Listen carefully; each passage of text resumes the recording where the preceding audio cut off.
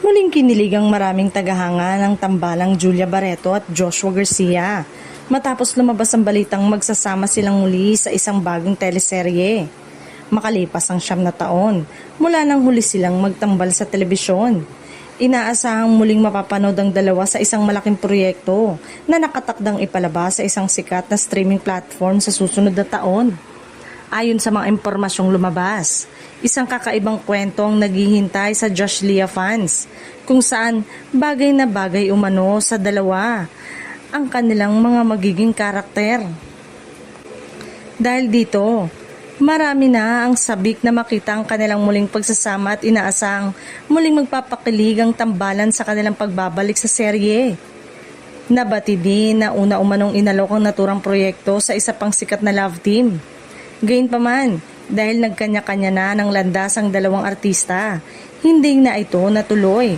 Dahil dito, napunta ang proyekto kina Julia at Joshua na agad namang ikinatuwa ng kanilang mga taga-suporta.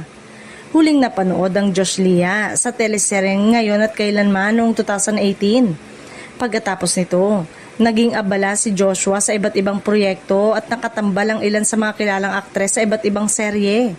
Samantala, nagpatuloy rin si Julia sa kanyang mga proyekto sa telebisyon at streaming platform, kabilang mga local at international production. Noong 2024, muling nagsama ang Josh Leah sa pelikulang Unhappy for You na naging matagumpay sa takilya at muling nagpatunay sa matatag na suporta ng kanilang fandom.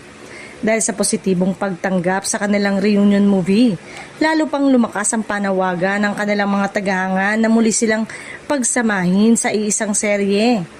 Sa ngayon, wala pang opisyal na detalye tungkol sa pamagat at kabuuang cast ng proyekto. Gayunpaman, inaasahang ilalabas ng ABS-CBN Studios ang opisyal na anunsyo sa mga susunod na buwan, bagay na inaabangan na ng maraming tagahanga ng tambalang Josh Leah.